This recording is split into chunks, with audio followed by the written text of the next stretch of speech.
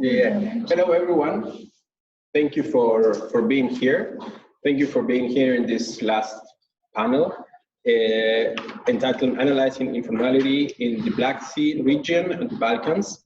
We have I'm glad to present two great works and two interesting colleagues, and Elena Denisova-Schmidt and Sandra King-Savic, who are going to present their works. And I'm start with Elena Denisova-Schmidt. She has an impressive CV, I must say. She was research associate at the University of St.Gallen and research fellow at Boston College Center for International Higher Education. She worked at different prestigious universities like the Humboldt University, Berlin, Kennan Institute at the Woodrow Wilson International Center for Scholars, Stiftung Wissenschaft und Politik, UCL School of Slavonic and East European Studies. She won several prizes, and she published extensively about corruption. And needless to say, her research interests are corruption and informal practices, and her presentation is about this topic. Thank you. Thank you, Matias. Thank you, Matias, for introduction. Ladies and gentlemen, thank you very much for giving me the opportunity to talk about my project. My project is on corruption, the same procedures every year. My discovery of this topic began several years ago. I conducted several empirical research on academic dishonesty and corruption among students at Russian universities, and later on academic dishonesty and corruption among students at Ukrainian universities. I did even compare cheating students in the Russian Khabarovsk with the cheating students in the Ukrainian Lviv. Both countries have some tensions, we talk about it, but in fact there are many similarities between both countries, at least in terms of corruption. You can see here only some of the work that I've done. I also looked at conflict of interest among officials responsible for education in Balkans countries and in the former Soviet Union. All of these results, all of the studies I conducted alone or with my colleagues. Many of the studies were conducted with the financial support of the University of St.Gallen, and I would like to thank once again for all of this support. The results of all of the studies were very impressive, but very sad at the same time. The level of corruption among students is really very big in many Eastern European countries. And my idea for the next project was to go beyond the Black Sea region, or to put the Black Sea region into more global context, to look what is different in other academic systems, what challenges other academic systems have, or probably best solutions. It was the main idea behind this book. Now the book is published. I can even show you this book. It was published in June. More than 30 people participated in this project, and all of these authors have different backgrounds. They're scholars from very different disciplines. There are also a lot of practitioners. And I look at different levels about problems among students, faculty members, universities, and also remedies. This book is based on several theoretical approaches, and informality is one of them. Informality, the definition of informality. Informality is an umbrella term covering different aspects. It's about unwritten rule, hidden practices, open secrets, something that remain known for insiders but remain unknown for outsiders. Informality is often associated with the Second World War or with the Third World. It's associated with communist regime, post-communist regime, but in fact, informality is crucial for every country, for every society. And the first proof for it was the first encyclopedia of informality that was published 2 years ago by UCL Press, and Elena was the editor. This first encyclopedia presents more than 200 entries and covers all 5 continents, including Switzerland. Switzerland is represented by Vetterli-Wirtschaft. My contribution was on Špargalka. Špargalka is a Russian term, is a cheating tool used, still used, widely used among students. The German word is Spickzettel, the English word is paper pony, cheat sheet. Here you see one example. There are 2 great museums with great collections of different types of Špargalkas around the world. One of this museum is located in Germany, in Nuremberg, and another museum in Russia, in Yekaterinburg. And here on this slide, you see one example from the old day from Poland. It's history and in Polish language. Here you see also one old example from Germany and example from the current day from Yemen. It also has some examples from Russia. This is my definition of informality I used. What are the main takeaways from my book? First of all, informality, informal practices might be invisible, and they often remain under the radar of scholars and practitioners and policymakers. For example, cheating among students at Eastern European universities is very common and has a very long tradition. Students expected to learn a lot of things by heart and reproduce this knowledge. That's why the demand for Špargalka is very high. At Western European universities, the system is a little bit different, but there is a huge concern about contract cheating among many Western European universities. Contract cheating means that all academic assignments or some academic assignments are done not by students themselves, they are outsourced to professionals. Other people are responsible to make homework or writing academic paper. It seems to be a huge concern in many Western European countries. For example, in the United Kingdom, the drastic measures were introduced a few years ago. The work of these companies providing of such service were difficult, were almost prohibited. And the unexpected results of these companies, the unexpected results of these measures were found in Kenya. Many people, many young, very educated people in Kenya lost their jobs because apparently many young people in Kenya, academic people, they're involved in writing industry. They call it academic writing industry. But they're helping students in the United Kingdom to help their homework. And now they lost their income, very stable and very good income. The second takeaway is that informal practices are ambivalent. They might be good for insiders, but they might be bad for outsiders. Like one example from Swedish universities. Apparently, the hiring system at many Swedish universities seems to be not very transparent. Hiring committees are established, they are looking for someone, or better to say, they are pretending they are looking for someone. In fact, they know who will get this position. But without this show, it's not possible to employ somebody. It's the way the things are.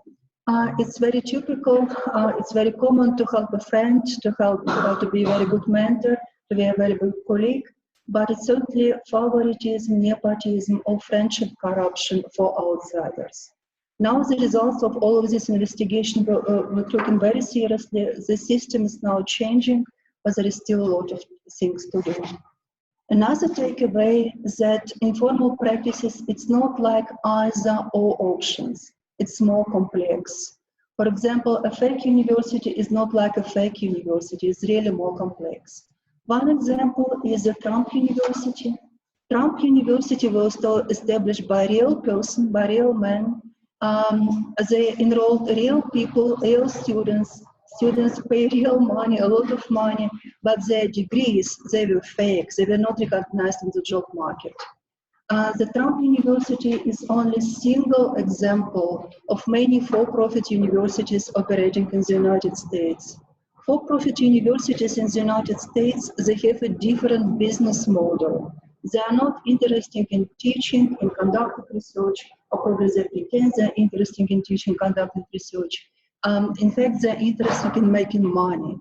Enroll many students as they can, take a lot of money and keep all of them. And academic achievements of the students are not important at all. But fake university is also another example. Central European University, we talk about it today. Central European University is perceived as a fake university from Hungarian administration. It's also a fake university. Another example from fake universities from the United States. US authorities establish consciously by purpose a fake university as a threat for potential international students. Some representative of US authorities believe that international students, or at least some of international students, enter the United States on student visa, but they are not interested in studying, they're interested to remain in the country illegally. That's why they establish this university as a threat. Yeah. Another example from India. In India, there are many universities, many students are trying to receive higher education. Students have to pay a lot. And some students believe if we pay a lot of money, we will get our degree automatically. They don't make any homework. They don't attend classes, even exams. It's a huge problem in India. And many universities have a dilemma. If they expel these students, they have to close their university on some day. But fake university might be more or less in the classical, in this meaning of this word, like universities, real universities producing scam diplomas or real diplomas from scam university, like that was in the case of Norwegian terrorist of his attack in 2011. He established such a service. He was selling many diplomas, and it was a very good income to finance his terrorist attack. You probably remember he killed 77 people. And from this perspective, from policy perspective, having so many fake universities in mind, it's difficult to establish only one remedy, or only one measure to tackle all of these fake universities. Typical approaches to corruption in higher education is a principal agent theory and collective action model. They are not able to tackle all of this variety. And these models were established in the last century, and they are not able to address the issues of the current days. That's why it's important to look for alternative solutions, for more ideas. And informality might be one of them. I invited many people in this project, and all of us are used with different terminologies and different approaches, and I acknowledge all of this in my book. For some of the people it was corruption, for other contributors it was informality. Many talk about academic integrity or the lack of academic integrity, but I kept the language of my contributors, and I acknowledge that we have really very, very different use of terminology and academic theoretical knowledges. What is very important for many people, for all of us who contributed to this book, is the situation in higher education in all countries, also in development countries. As students are young people in their last formative years, they spend a lot of time at universities, and what they learn at the universities in terms of corruption, the lack of academic integrity, they will take with them into their professional life and also into their personal life. And I think we have to take this issue very seriously. It was my short presentation of my book, and I will be more than happy to answer all your questions.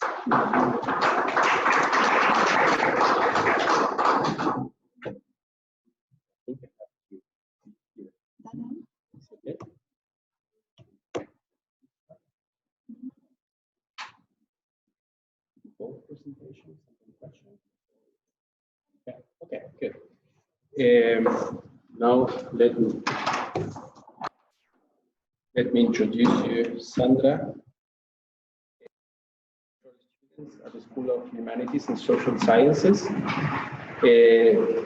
Her research interest and the focus of her work is on social anthropology and migration and social transformations in the West Balkans. And she finished her doctoral project on transnational black market practices between Novi, Pazar, Serbia, and Turkey. And today she's presenting her upcoming book. Thank you, Good. Matias, for the kind introduction, and thanks for actually having me here because my book is not out yet. So I should actually probably also thank my editor at Routledge, Claire, for allowing me to share the book before it even came out. So what is it that I am doing? Maybe I should first say that this is the actual title here, so it's Driving Markets in Times of Crisis, Forging Transnational Belonging Through Informal Trade. So it's not the actual title that is kind of programmed as changed. Let me take you to the region first. So where are we? We are in this transborder region here. Is this looking? You know, I'll just use my finger. So we're in this transborder region here between Serbia and Montenegro. This region has basically been occupied along with Bosnia and Herzegovina in 1878, annexed and then occupied in 1906, and then it was finally divided in the Balkan Wars between Montenegro and Serbia. But this region here, Sandra, which basically translates into banner, relating back to the Ottoman Empire, it still exists as a mind map in the minds of the local population because they actually call themselves also Sanjaqliye, for instance. Zooming in even closer, this is where I conducted my field work. I was in the field, in and out, for about 8 months, where I conducted repeated interviews with 25 core interviewees, and this does not include just conversations along the way, which I did a lot. Just walk with people, sit in their homes, drink lots and lots of coffee, and various other things. So I actually went into this region in the very beginning because I was going to study upward social mobility. Doesn't work. Okay, there we go. Ah, yeah. I was going to study upward social mobility, which basically means I wanted to figure out how ethnicity plays out in the post-war context. Why is this important? Well, first of all, there have been very few studies done on this region. Second, it was a Bosniak, still is Bosniak-dominated region.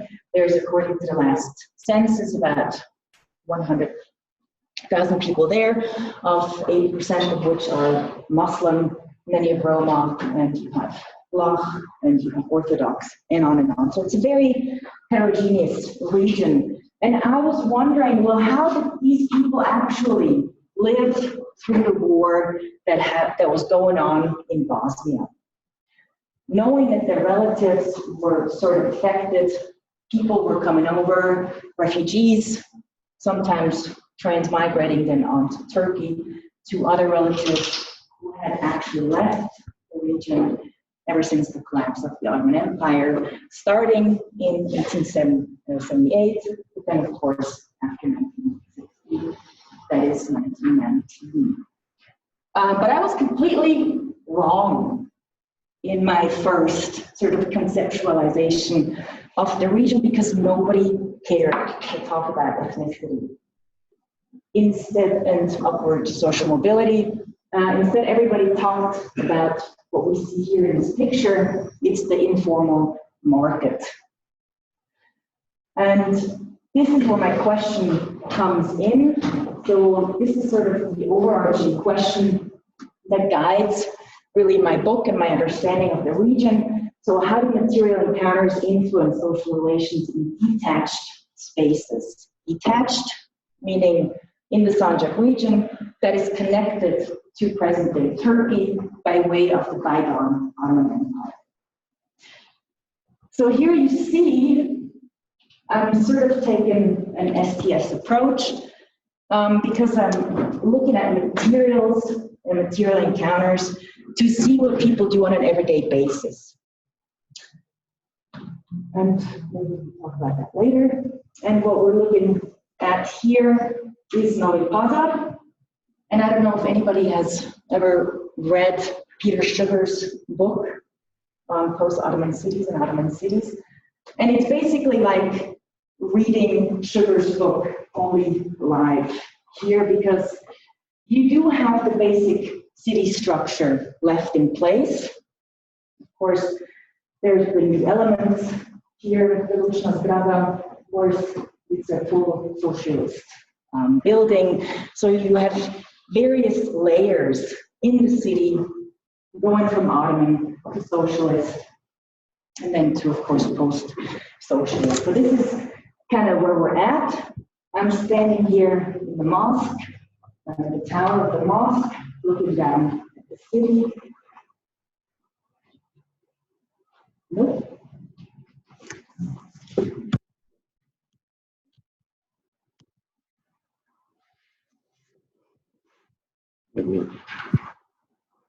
Yeah. And then you have this layer, thank you, Matias, and then you have this layer here at the Peter and Paul Church, which is, of course, extremely important for Serbian identity, directly tied to the Romantic dynasty and to the reception of autocephaly in the 12th century. So there are these various layers through which citizens, inhabitants of this place understand their being in the world, so to speak. So this, okay, here we go. But let's go back to the main question. So when I arrived in Novi Pazar in 2012, this maybe speaks to your research a little bit, Agnes, because the star, as Willie called it in the Q&A session after the documentaries, is also the factory here, because the factory no longer exists, but the factory served as a place of material encounter where people had worked. So this was a place of subsistence. This is how people made their living. But when the war started, so this place basically disappeared. People went inside, took the materials, and established places to work in their own homes. What did they do? They traveled back and forth between Turkey. They got material from Turkey, so jeans material, for instance, but also coffee. Coffee was a highly valued good during that time. Cigarettes, other things, other items. And this is how people made a living, specifically between sort of 1991, 1992 until 1995, which is of course ironic because we have here a place that is predominantly of Bosniak heritage, so to speak, self-identified Bosniak heritage, and they made a lot of money during that time period, 1991 to 1995. So this is a contradiction that I was trying to figure out after I had gotten to the field the first time in 2012. And how did people talk about this sort of subsistence? This is a really long quote, but I talked to you about this here. So the people who had migrated there, meaning to Turkey, had helped us, meaning Bosniaks in Novi Pazar, sort of get over this period where nothing existed. The state disappeared, there were no jobs, and so they tried to make a living. Making do is what I call it in my book. They tried to make a living to sort of just subside. But what really kind of got me thinking was this line here. Because, so for the maybe first 2 years in the field, that I had talked to people over and over, they always identified and emphasized this story that, yeah, they helped us. Those were our relatives in Turkey. They were really important for our lives because we could make a living because of them and the help they extended to us. But then why would somebody need to pay that off? So there's something transactional there. And I have to admit, it took me a while to sort of figure out this conundrum.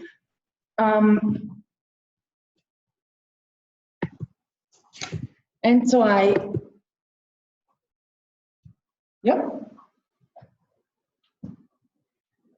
So I started to change the questions I asked in the field. I didn't sort of focus in on this sort of memory of the Ottoman Empire as much as I did in the very beginning, but I started to ask, well, what's the practice of your doing? How do you get the things you got? Who gave them to you? How did this work, this transporter trade? And so slowly, I started to figure out a two-tiered narrative. Okay, so this two-tiered narrative was in the beginning very much one of emotional connection to the diaspora in Turkey. And the second level then was this narrative where people started to say, well, it was actually also lucrative for the state, which meant implicitly people were cooperating with the Milosevic regime. And so this, of course, was a narrative people didn't necessarily like to talk about, but it started to come out slowly. So what did I do? I just kind of tried to really walk with people. I tried to really understand what they're saying. This is why it took me so long. As I said, in 2012, I started this research. In 2016, I finished the field work, but in between, I've been at the archives. I researched newspaper articles, 1991 to 1993, and I had 500 questionnaires to really sort of get the bigger picture to understand really what's going on there, but beyond the grand narratives of sort of this neo-Ottoman terminology and the wars. So I just kind of tried to stay with the people as good as I could. And so this is kind of then the core of my book. Here I really try to understand this complex web of personal and intimate relationships that suffuse the underground struggles of making do. And what we're seeing here is how they do it. It's with the market. Okay, so it's much, much smaller than it used to be, but it still exists on a comparatively tiny scale. So I already said that I really had to triangulate my data because I felt like I was going in a fog sometimes a little bit, and I really had to figure out how to go beyond that fog. So what I did is I read through the daily newspaper a run of 3 years out of the National Library in Belgrade, and I started to code based on the interviews, what the newspaper, how it was sort of talking about this region, about informal trade, to, I say here, recontextualize the narratives. So on the one hand, I was sort of trying to reconstruct the socioeconomic and political ambience, not to say reality, because it was a reality that I reconstruct here to really understand how was this environment that I was trying to understand through the newspapers. And then this was part of the questionnaire, of which I got 500. As I said, and this is really sort of where the contradiction comes out. So here, people say that they know somebody who had worked on the market, right? So I counted it up here, 84.4% at least agree that they know somebody who worked on the market. But when you go back to say, I worked on the flea market, people disagree, strongly disagree. And it's almost the same number, right? It's both in the 70s. And so I just actually divided my book into two sections. And the first section is on mnemonics. So it's based on how people transmit memory, based on Hallbach's and Paul Ricoeur. And the second section is based on rules and practices. So I really try to understand the difference between memory and what people say they do, and then compare it to what people actually do in the second part of the book. And yeah, this is the takeaway message. So I basically really try to understand this question of how communities frame reconnection with diaspora populations to recreate belonging in light of crisis and or preparedness through the prism of informality. And that's the basic setup of the book. Yes.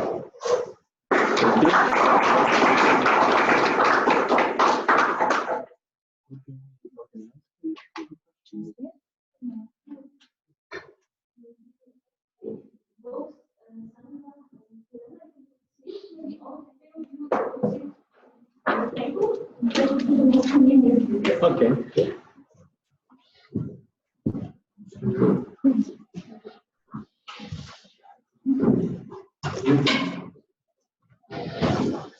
So now we have time left for questions.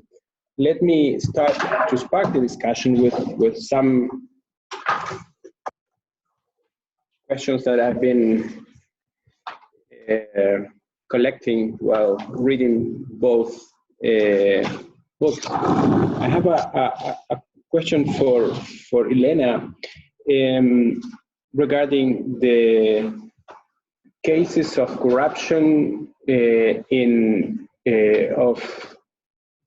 involving high-ranked politicians in developed democracies, and it came to my mind the two cases in Germany. One was the Minister for Foreign Affairs and the Ministry of Education in the last decade, I think. And for me, coming from a different region, also where several cases of corruption are everyday issues in the newspapers, was the scandal after the case. Once the cases were in the public discussion, there was a lot of outrage and professors voicing their discontents at the universities.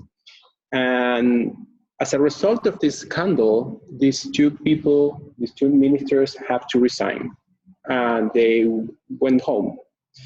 So my questions, I bring this example because I want to discuss or ask you about the relationship between public opinion and moral outrage and cases of corruption. Because in the book, I see a tension between what happens at the universities and what people in general in society think about corruption. If it's good, it's bad, it's social legitimacy of corruption. Because we can explain what happens at universities in terms of, look, the society as a whole is, accepting corruption. So the university is an example of this. Or we can explain the cases of corruption at universities because it's a special organizational culture, let's say. Because there is some institutions with a certain path dependency, and they develop over time this type of behaviors. So This is the questions for you. It's a very good question, Matias. You're talking about two German ministers, Annette Schawan, Minister for Education, and Karl Theodor Gutenberg, Minister for Defense. Both, in dissertation of both people, they found plagiarism, they lost their titles, they lost their jobs, and especially pressure on Karl Theodor Gutenberg was really very significant. He and his family, his wife and his daughter, they moved to another country, they left Germany. The pressure was really very high. I do remember the stories, how they were discussed in German media. I do remember Angela Merkel, she was trying to downplay his plagiarism. She said something like, oh, I employ not a research assistant, I employed a minister. As a minister, he is a great one, an excellent one, he's not a research assistant. And the pressure from our academic community was very high. The German academic community say, no, plagiarism is not a minor issue, plagiarism is a major issue, and the discussions were really very, very significant. But what is very interesting, the cases after these two ministers were treated a little bit different. If you remember Frank-Walter Steinmeier, the president of Germany, or also Ursula von der Leyen, they in dissertation of both politicians were found plagiarism. But the cases were treated differently. Plagiarism were found, but not significant enough to keep away their titles. Yeah. And for example, recently in Germany, still a case, ongoing case with another very prominent German politician, Franziska Giffey. Yeah, she's a very good, promising young politician, young woman. She has now a local career, but it looks like she's going to have a very good international career. There are some problems with her dissertation.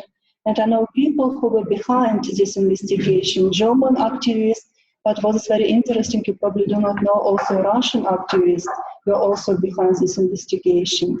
These Russian activists are not those who treat everyone with Novichok, it's different Russian activists with more democratic views. And I talk with these Russian activists about this. If you are going to treat this woman, you will probably ruin the entire party, about German party. This party has so many problems. And this lady who has so many respect also from different parties, also from the entire population, probably ruins the entire party. It was very interesting in Eastern Europe. It was at the same, approximately the same time in Eastern Europe. You probably know the dissertation of Vladimir Putin has also some plagiarism cases. Dissertation 1997, defended successfully in St. Petersburg, and I believe in 2004, 2005, two American scholars found that the entire dissertation, about probably 20 pages, have some problems. By writing these 20 pages, he got an inspiration from one American book. Yeah, it was a huge discussion in the United States, in New York Times and Washington Post, but not in Russia. But what is very interesting, his dissertation disappeared from all Russian libraries. If now somebody is so did the investigator. No, there's too much. What is very interesting is now if somebody is going to disapprove or approve, it's not possible anymore. Dissertation is not available. Yeah, but it was not a huge story in Russian media. It was not also discussed on plagiarism. Yeah, and there are still many activists in Russia. They attack some politicians and accuse them of plagiarism, but not Vladimir Putin. It's probably too sensitive. Yeah. Okay, so we can conclude, but we can say that society, what is legitimate in society plays a major role in explaining what happens with these people, with these cases. Yeah. And probably it's very important to look at everything in the long-term perspective. Starting with Karl Theodor Gutenberg, I could imagine that all of these academic people and also politicians would hardly imagine the consequences of this scandal. Okay. And also I was thinking, was reading your chapter on Ukraine, I mean, which is corruption corruption and misbehavior among students is rampant. And I was thinking about the Robert Merton theory about the anomie, this idea of there are cultural goals and institutional means to achieve these goals. And it depends on where you are in the social structure, you can achieve these goals.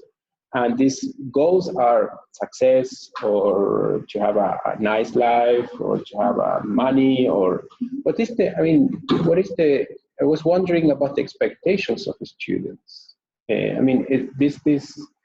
Does it play a role in explaining what they are doing, actually? Because it's the pressure, the pressure to be successful, the pressure to have money, the pressure to have a successful career. It is something that it is present. The pressure is very high, but probably my explanation is more simple. The main problem in Ukraine is massification of higher education. Massification means that many people go to university, study, and finish the university. And if you look at the entire population in Ukraine is about 80% of young people go to university, and almost all of them finish the university, 80%, the majority. If you compare, for example, to Switzerland, the number in Switzerland are completely different. It's only 30%. 30% in Switzerland and 80% in Ukraine is a significant difference. We can certainly say that young students in Ukraine are more brilliant, more hardworking people, but probably not all of them are ready to study on such a level. But pressure is really very high. Without higher education, they will be not able to find a job.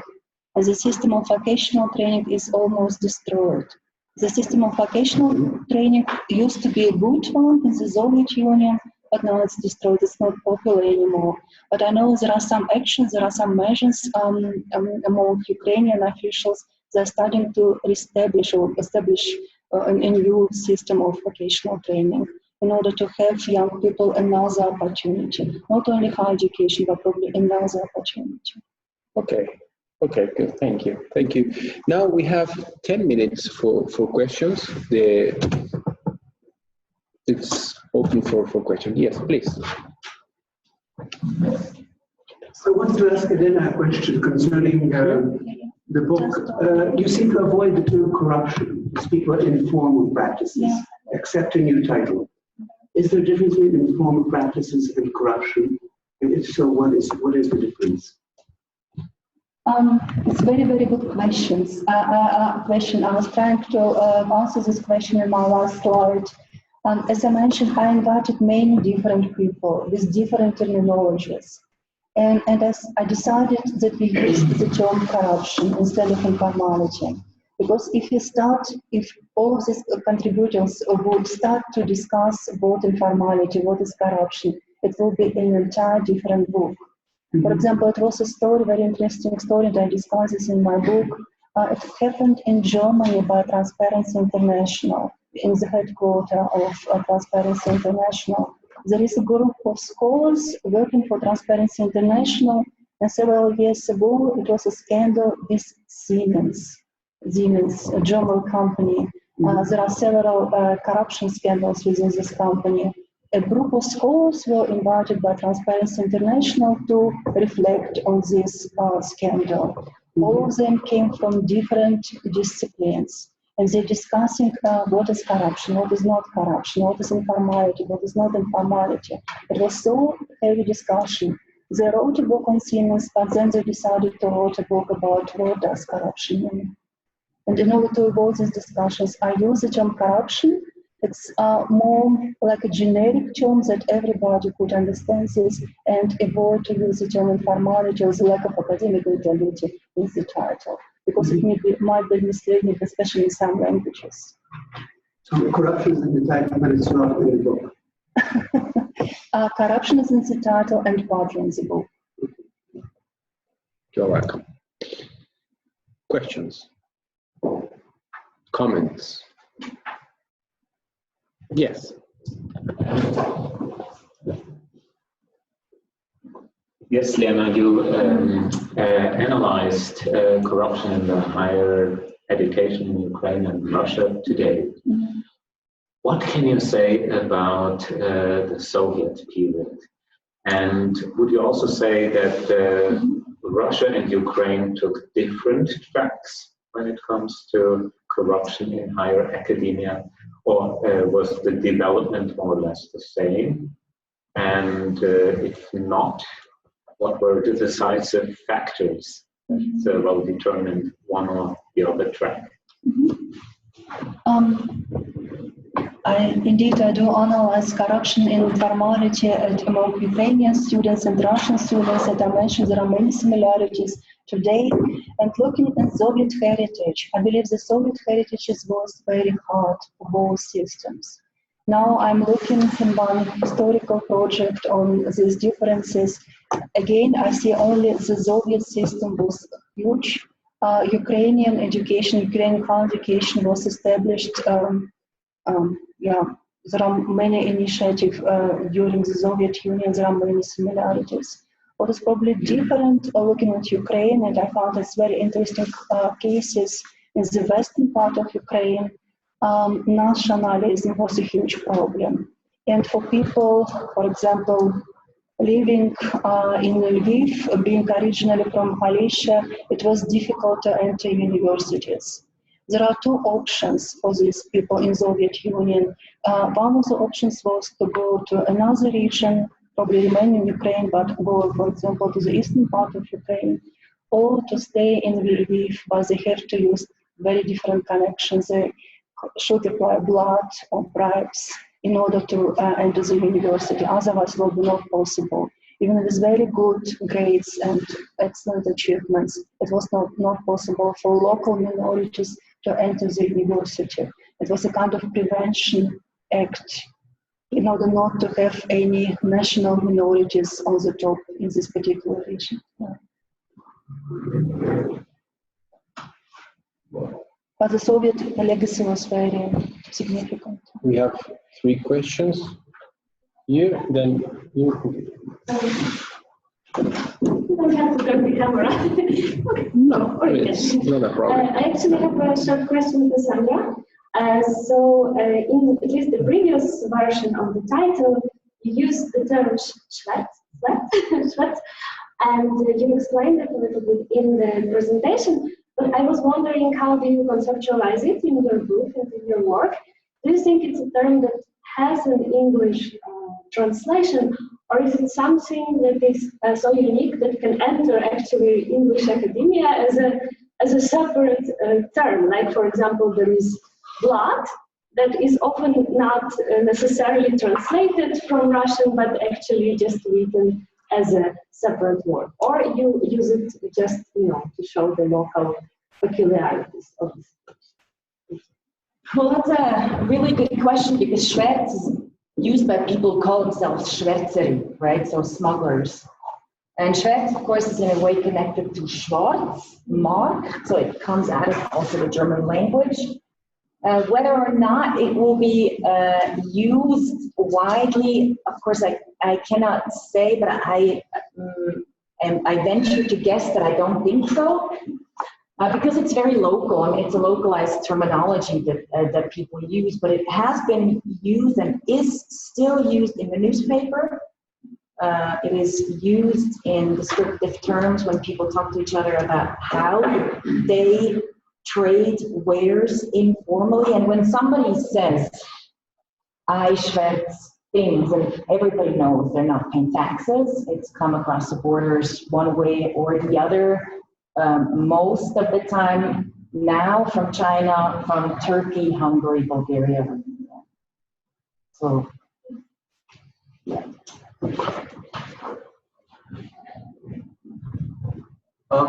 Thanks for those wonderful talks. I have a quick question to Elena. I'm fascinated by this narratives that you also bring in the light of maybe an ideological divide. And I'm wondering how of the ideology you see in the framework of corruption as something, as othering mechanism for in a way, West versus East, Russia versus the rest. Oh, corruption is not our thing, it's their thing. And then to what extent you see this reciprocity and contradiction in framing corruption as the divisive between us, corrupted, or even as relativizing. Well, we have corruption, but they also have corruption. You know, in a way, sometimes one reads in this idea of geopolitical narratives very often, this sort of underlying storylines, if you will, to say, well, we have something bad, corrupted politicians, corrupted, teachers, but they also have it. So it's just all about relativism. Thank you very much. Yeah, thank you, many thanks. I believe, first of all, there are different types of corruption. As I mentioned, in Eastern Europe, probably in post-communist countries, there are many similarities, and everything or many things are visible. This significant type of cheating, plagiarism, for example, bribes, it's visible also for people who are outside of academia. But I presented also some examples from development world, like from Scandinavia, how the positions are golden at some university. This is something that remain probably unknown for outsiders. It's probably only for people who work in the university, and not only for everyone. It's people can understand not every person, even who is involved in the university. Probably only at the top level, like the dean level or the university level.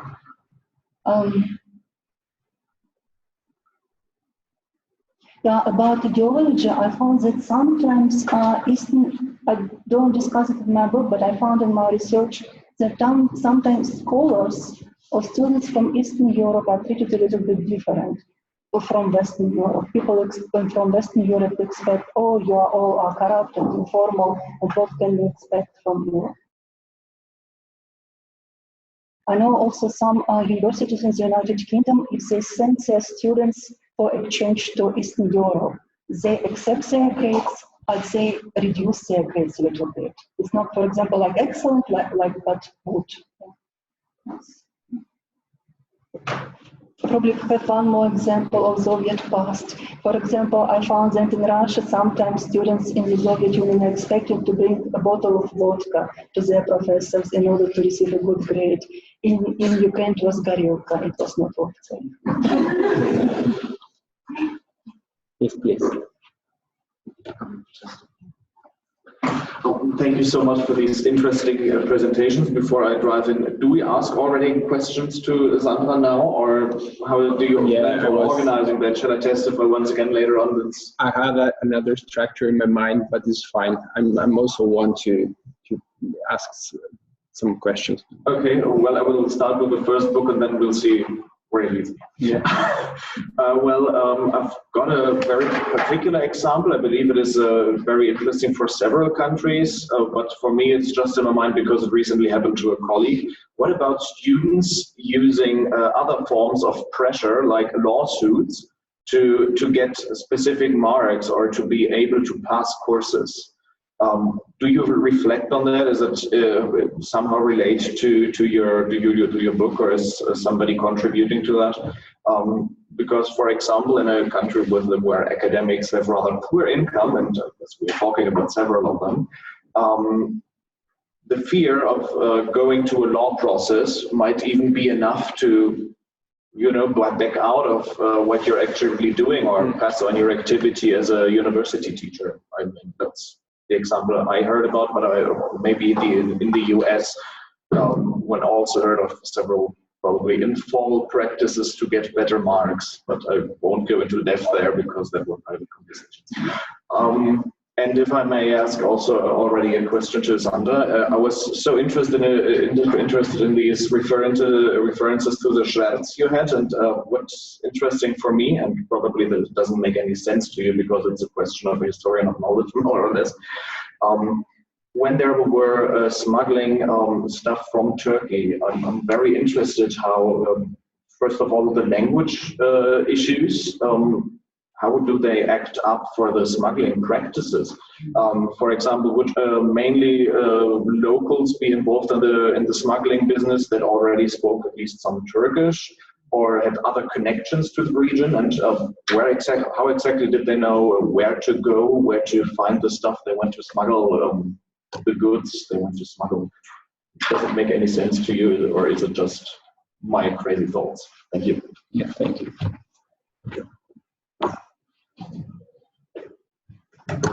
Thank you for the question. It's a really good question, and actually relates directly back to this conundrum I had with the book myself, because as I sort of delved into my field work that, as I said, took 4 years in and out of the field, I noticed that a lot of people actually don't speak Turkish at all. Now that has changed a little bit, of course, because you have the TICA there, for instance, you have the Yunus Emre institution, and they're sort of creating schools, right, for people to learn Turkish. So this is sort of in the now, but back in the 1990s, what people did is they called their relatives, some of whom did still speak, of course, back then what was called the Serbo-Croatian language, because people had migrated to Turkey all the way up until the 60s, and then of course beyond because of the Yugoslav succession wars.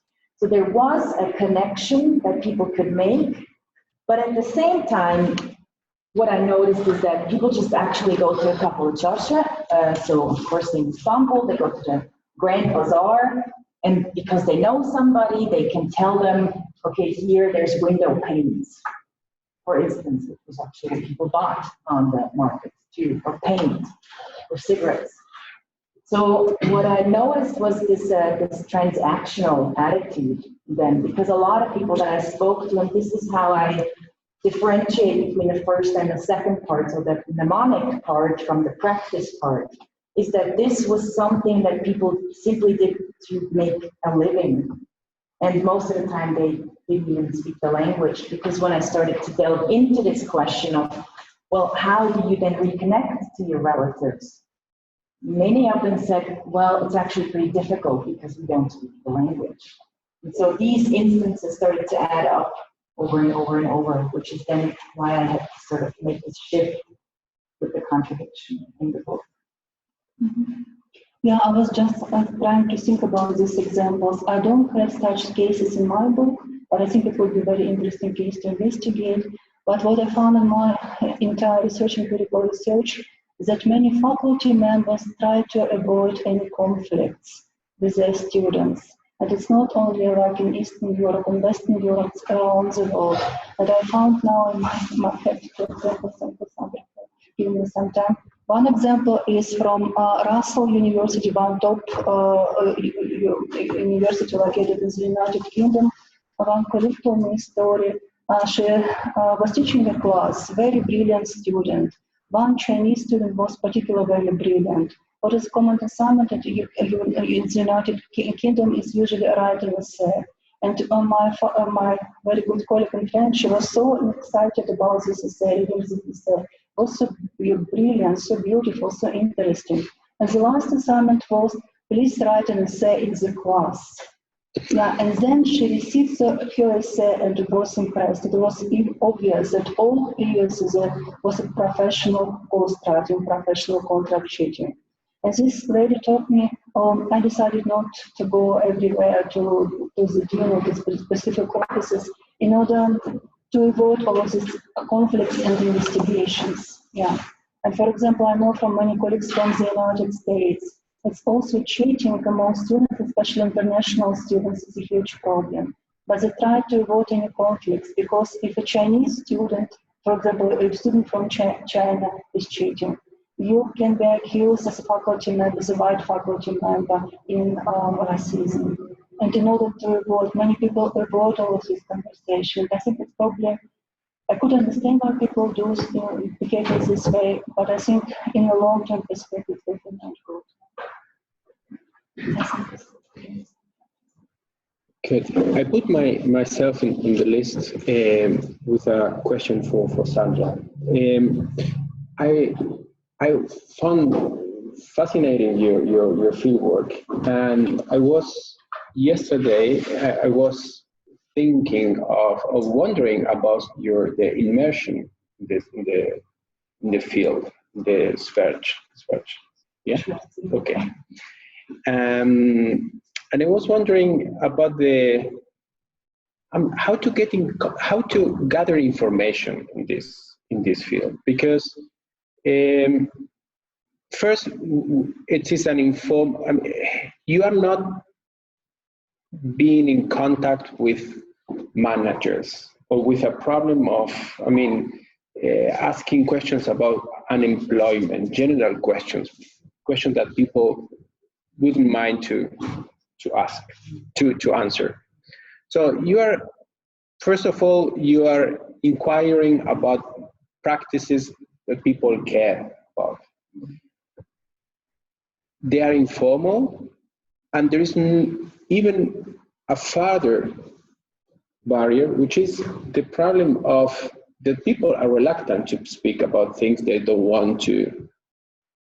So how was your strategy? How was your strategy to get in contact and to get this information? Because, I mean, I did some fieldwork in South America, and of course, when you have, when illegal practices are very normal or legitimized, people don't care about speaking about these things, but in a way, they also don't want to be inquired about these issues. So my strategy is to perhaps to spark a discussion about about your immersion in the field.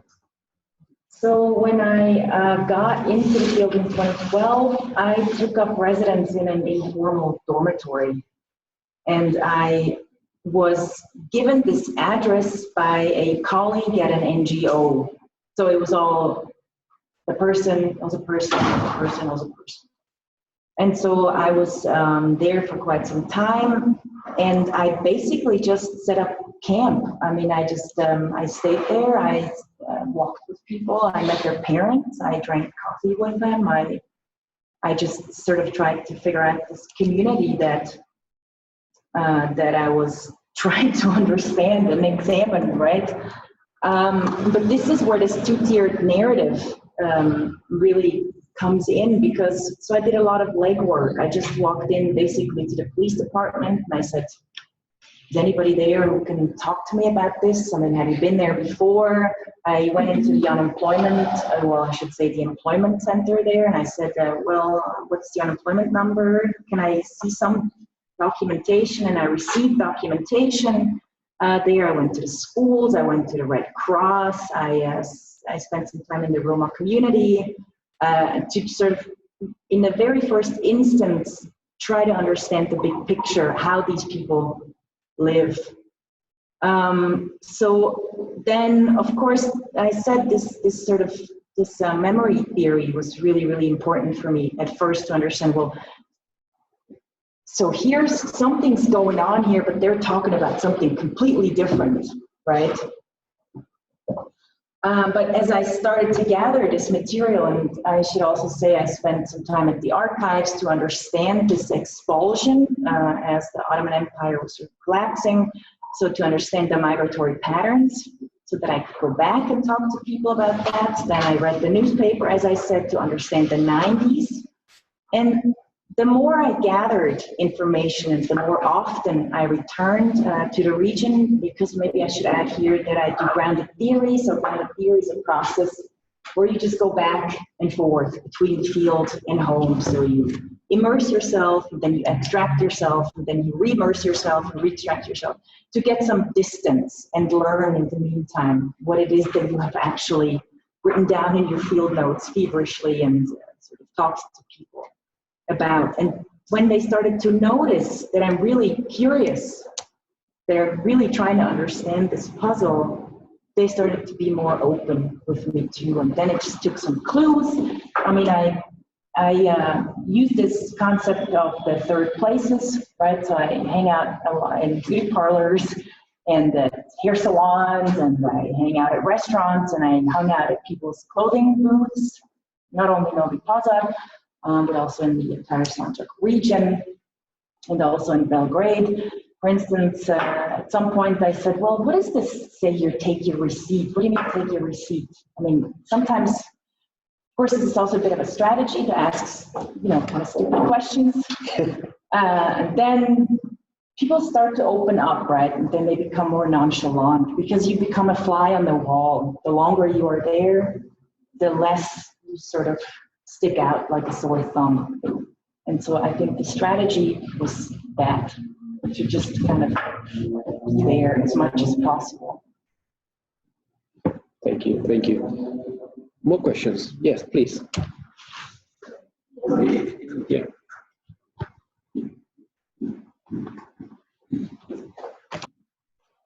Interesting both, of course, but my question now goes to Sandra. 14 transnational ties through informal trade. I understand we are focusing mostly on the historical period of the 90s, but I think there are still things going on. Now I'm wondering in two directions. Has informal trade, now that times are perhaps not as critical as they were in the 90s, has it transformed into more legal trade with the same kind of links and connections? And the other question, obviously, these people, when they had no other solutions, they resorted to connections of blood or origin, and shared origin and shared language. Does this also influence nowadays their political stance? Does it go up to the government, for example? Does it influence the government's position towards Turkey and the other countries that were at the other side of the informal? So the first question is, so when we look at the volume, of course there is no exact output that could detail the sort of, thank you for your question, the economic sort of volume, right? Because it's informal, but I mean, several sources coming from the European Union, ULEX and so on, they confirm this pattern of the 1990s, that there was a huge amount of informal trade going on. So you can sort of extract it through these sources, that something was happening there. Then the second thing is that everybody talks about it, there's pictures, and then there's documentary proof in the newspapers that this happened. So scholars and maybe also pundits and politicians sort of detail this extraordinary volume of informal trade in the 1990s. Now, ironically enough, after the wars of Yugoslav succession ended, the government variously tried to legalize this informal sphere, because the state was, of course, losing a lot of revenue, right? Which is still happening on a comparatively smaller scale. But what happened, again, ironically enough, is that a lot of people actually have to shut down their businesses then, because there was no need for this transporter trade anymore. Now people had the means again. I mean, there were goods again because the sanctions had ended, which of course impacted the region extraordinarily, because the borders were shut except for medicine, I believe. It was medicine and humanitarian aid. But beyond that, the region was basically sealed off. And the UNMIK also, they established border guards to control the entire border around what was then Serbia and Montenegro, right? So they also show this sort of going on. But that all fell away. And now you still have people doing informal jobs, because it's much more varied right now, right? It's not just the informal trade that happens, but people drive taxis, so-called taxis, which are extremely expensive. People do things under the table. I have come across many, many people who say, why should I even get an education? It's not necessary in the system where you can only get by and rise up through the ranks when you know somebody. So it doesn't actually matter if I have a degree or I get a degree and I leave. I go to Germany or I go to Switzerland or whatever, whatnot. So this is one side. So legality in this sense has actually been a hindrance to the prosperity, to the people in the region. This is sort of my take on your first question.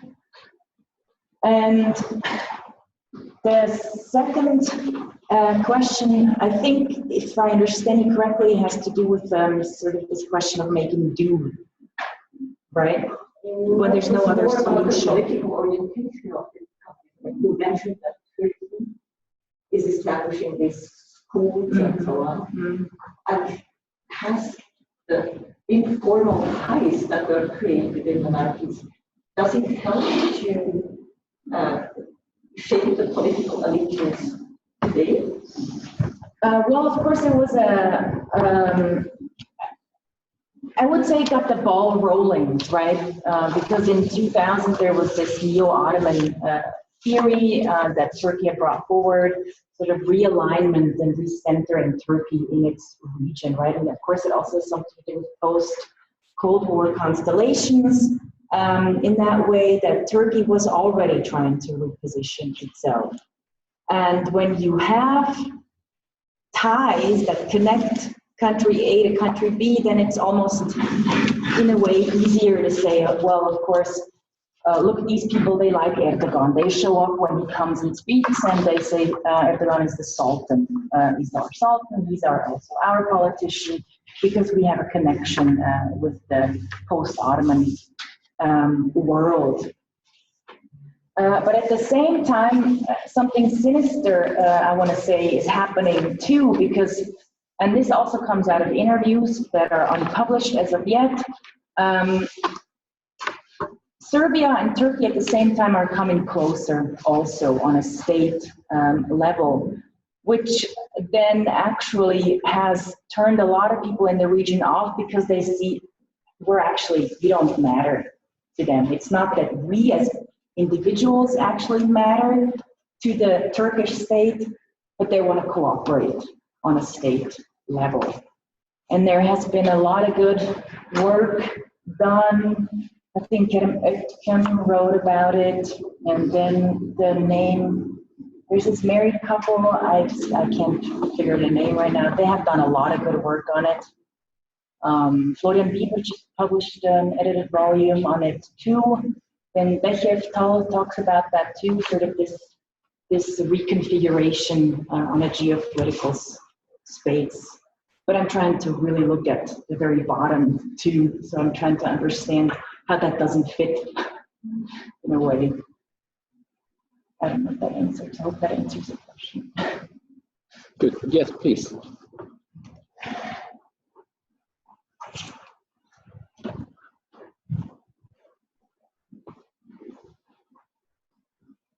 My question would be about corruption in higher education in Eastern European countries.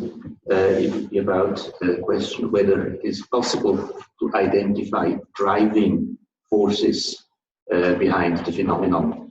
Is everybody concerned, rectors, students, the administration, or are there some driving forces behind it? I'm asking this question also because it would be interesting if we want to reform the system. Where would we have to start? Bottom up, or rather top down?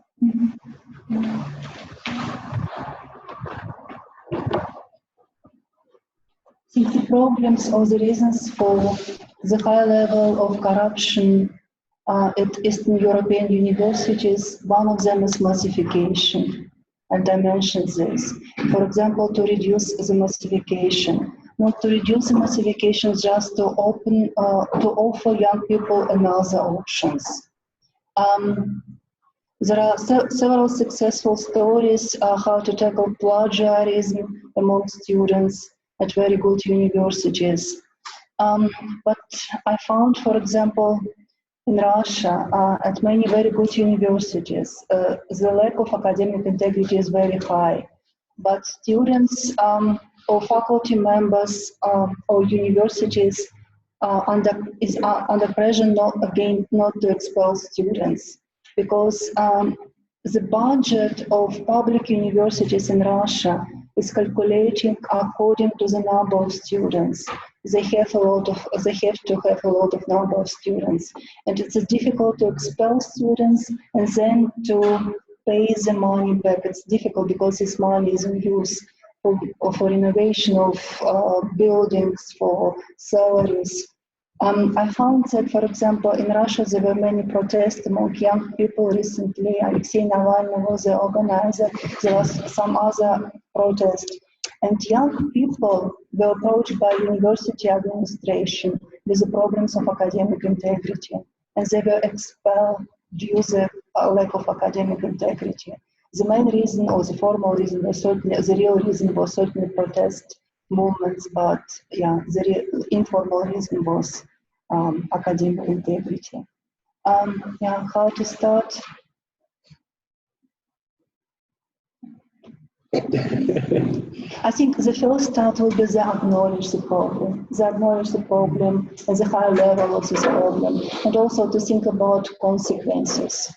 Because nobody from us would like to be treated by poorly educated doctor or to drive a car established by an untrained engineer. Just to think about it, I think it will be the first step. This is a 1 million question. Please.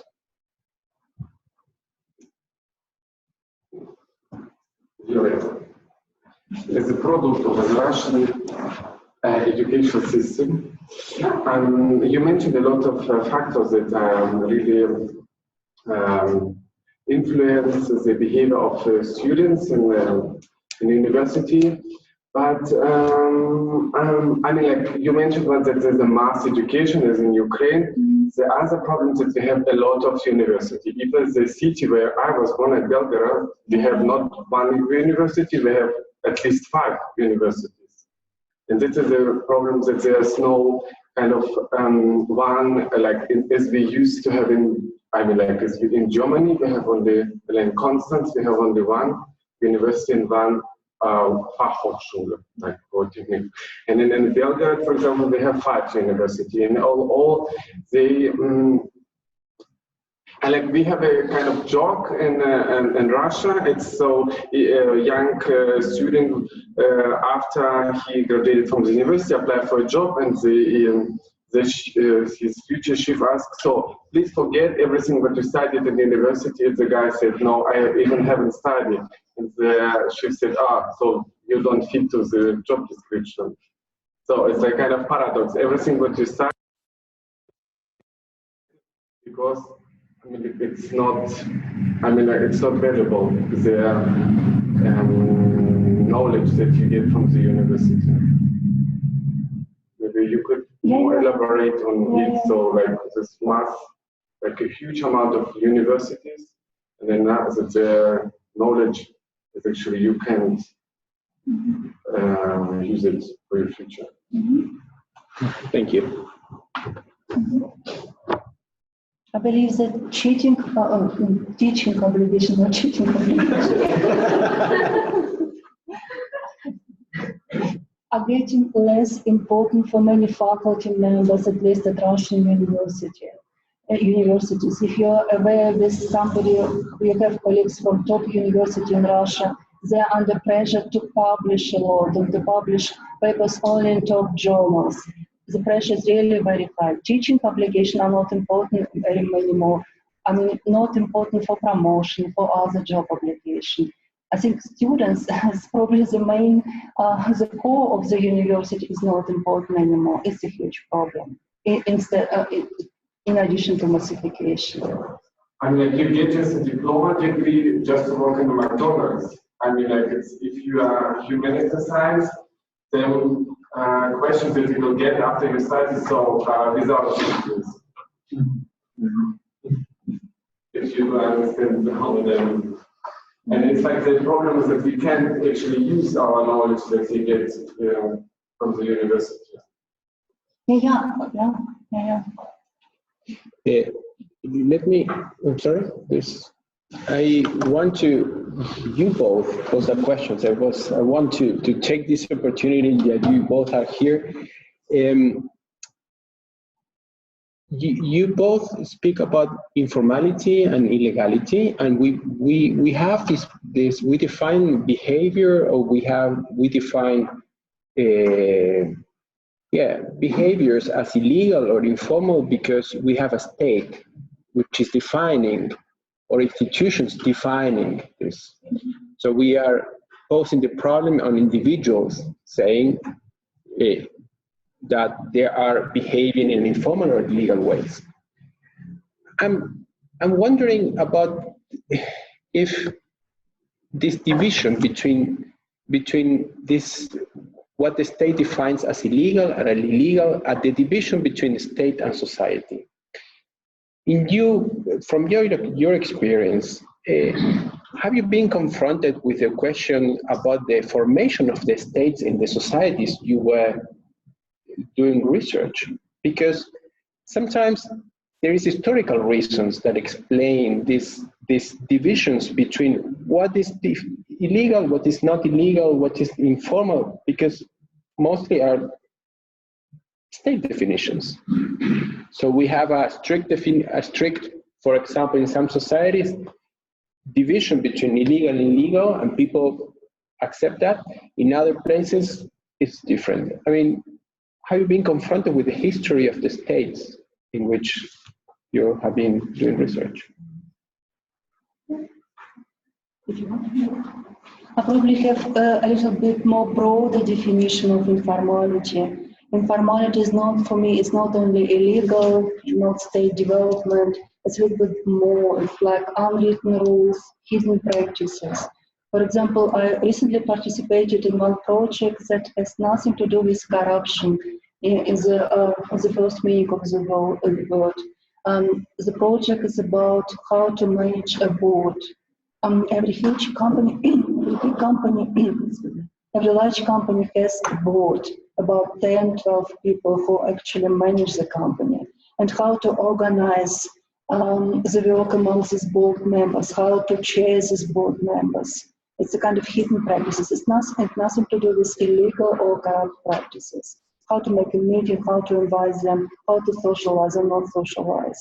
And about what is accepted in one society, in another society, I have several practices. For example, talking about nepotism and favoritism in Russia, it's difficult. For example, in Russia, it's a huge country. We have, for example, in business, we have many so-called monotowns. Monotowns means a small city, a small town with a large enterprise. And many people from this small town used to work for this company. And certainly all of them know each other. They are friends, they used to go to the kindergarten together, to the school together. And certainly it's very difficult to be objective by selection of new people, by promotion. And many practices, many legal procedures in Russia do not consider this part, like in these small towns, like corruption, for example. And there are many large enterprises, like, for example, Avtovaz, the Russian car company located in such small town, or Eurovaz, or some examples from the Soviet Union. Chernobyl was also an example. Pripyat, the city Pripyat, which is Chernobyl, and the space aerodrome in Kazakhstan is also an example. Baikonur and Leninsk, yes, also an example. Okay, maybe if I may add briefly, I think I would tend to say we shouldn't historicize it too much, because that creates a path dependency. Because in the Western Balkans, of course, you could say that, well, the Ottoman Empire was there, and that was the yoke, it was the Ottoman yoke, and so therefore all the people, they do kind of whatever they want. I mean, this is, of course, completely hyperbole, but I'm just trying to make a point. what I was trying to do instead is to figure out, well, how do states actually themselves foster informality? And by looking at the former Yugoslavia, I looked at Donald Cressy. And his study on how the Cosa Nostra infiltrated Washington, D.C. So what I was trying to understand is how the state actually gives leeway to certain practices because the state itself benefits from that practice. And what does that mean? I can give you a specific example. Belgrade was under extreme strain because of course, the wars have emptied the coffers, the sanctions were precluding any goods to come into the state. So there was nothing, there were no goods, there was no money, so the state was bare. So what did it do? It created a network of agents who were responsible for various informal practices in the war in Croatia, in the war in Bosnia, and also in disseminating and getting goods into the country. So what the people did is just sort of go along with the practice that was in a way created also by the state. So this is kind of how I tried to look at it. It's not that people do something because they're bad people or because they're evil or they don't understand the difference between legality and illegality.